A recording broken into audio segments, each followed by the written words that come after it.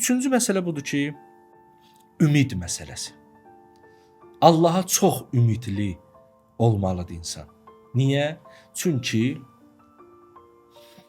əgər Allaha ümidlidirsə, deməli onu Rəbb hesab eləyir, deməli onu qüdrətli hesab eləyir, deməli onu bağışlayan hesab eləyir ki, ondan bir şey gözləyir, bir şey umur, ümidlidir.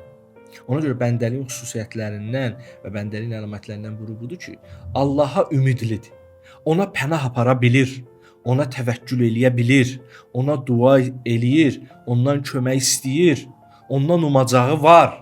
Bu xüsusiyyəti varsa, bu da bəndəlidir. Biz bunları niyə deyirəm? Birdən sizdən soruşsalar ki, mən nə üçün bəndə deyiləm? Ümumiyyətlə Allah mənim kimi insan istəmir. Mən görmüşəm belə adamları. İnanın, mən tanıdığım insanların içində deyir ki, mən yaxşı adamam.